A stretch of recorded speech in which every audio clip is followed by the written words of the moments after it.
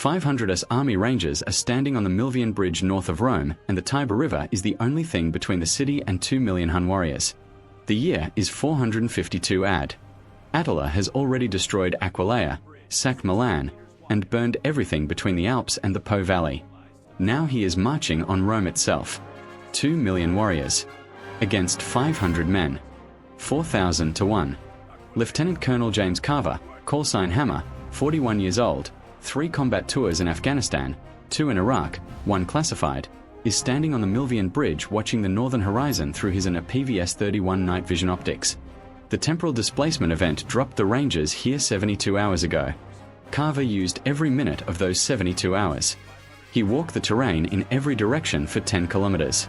He identified every choke point, every elevation, every position that provides fields of fire. He identified the Milvian Bridge as the decisive terrain. The Tiber River at this point is 120 meters wide and 4 meters deep with a strong current. The Milvian Bridge is 16 meters wide. 16 meters. 2 million warriors cannot all cross 16 meters simultaneously. They can only cross in columns. The bridge is the mission.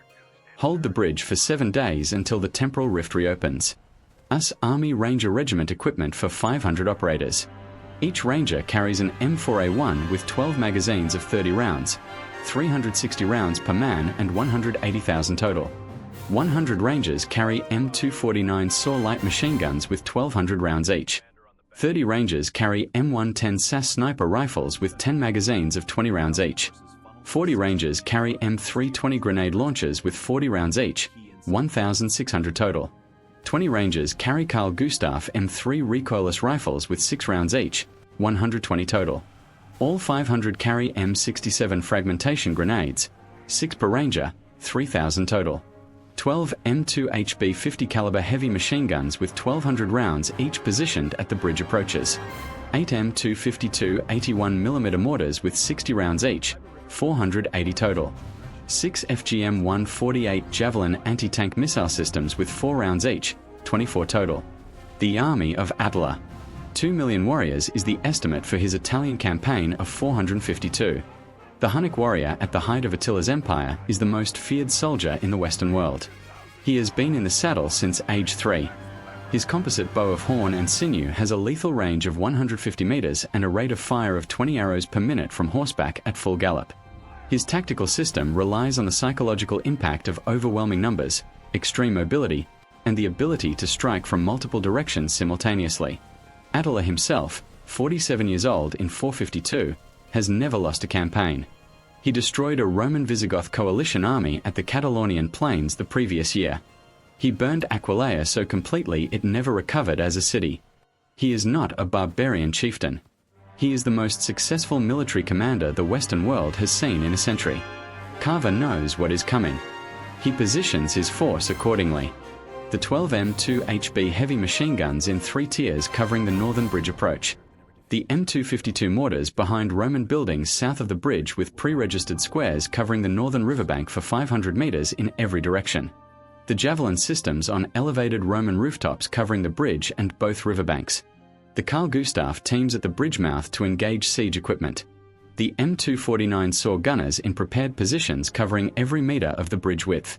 The M110 snipers on Roman rooftops with overlapping fields of fire to 1,000 meters north. Day 1. Attila's advance cavalry of 200,000 arrives at the northern bank and fills the riverbank and fields beyond for as far as the eye can see. The M110 snipers open fire at 1,000 meters on the command group. 30 snipers working in coordinated pairs on leaders identifiable by their position, armor, and standard bearers. 64 Hunnic commanders and standard bearers fall in 7 minutes. The advance cavalry mills without direction. Attila rides to the riverbank personally and studies the bridge and the southern bank for 2 hours. He has never seen anything like what is defending that bridge.